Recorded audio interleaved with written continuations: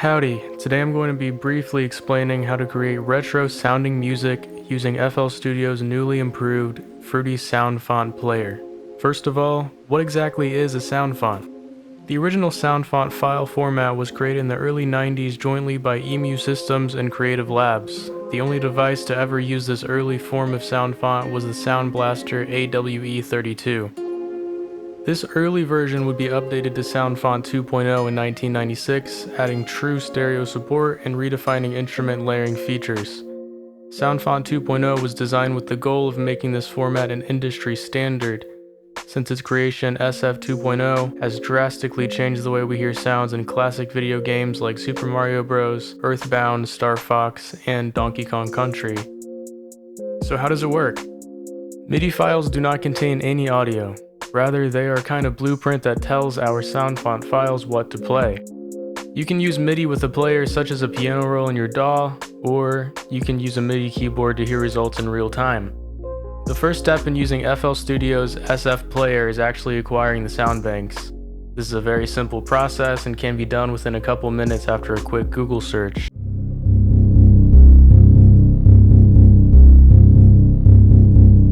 After you've downloaded your banks, check and see that you have the right file format. At the end of your file's name, there should be a .sf2. This is how you know the player will recognize the audio. Now, all you have to do is click on the folder icon at the top left of the plugin and select your sound bank from within your computer's File Explorer or Finder window.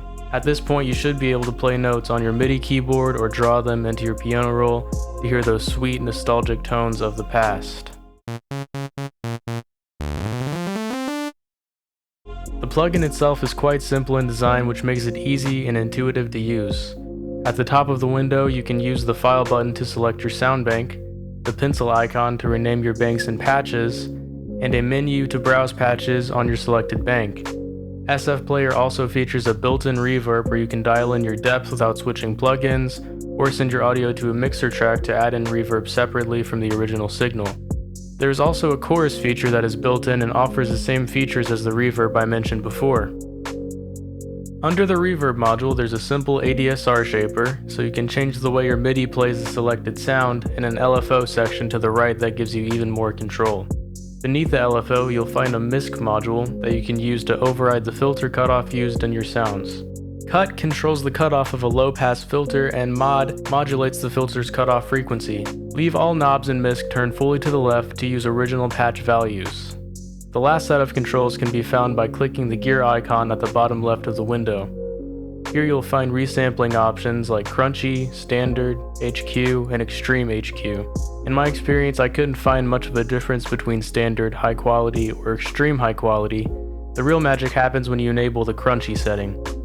This will give your patch an 8-bit vibe that'll make it sound like it's coming from an old-style arcade system. Within the gear menu, you'll also find 3 more options that are automatically enabled: Velocity Filter Cutoff, EMU Volume Envelope, and Fix Unexpected Levels. Velocity Filter Cutoff enables or disables your ability to play sound fonts with filter cutoff effects. EMU Volume Envelope uses the classic volume envelope curve that Soundfonts originally were designed to use back in the 1990s. Fix Unexpected Levels uses resampling to make sure your ears aren't blown out when experimenting with new exciting patches. Now that you have an understanding of where SFs came from, how they work, and how to use FL's player, you can create new retro-sounding tracks or recreate some of your favorite video game soundtracks with ease. Thank you so much for watching, and be sure to stay tuned for more videos in the future.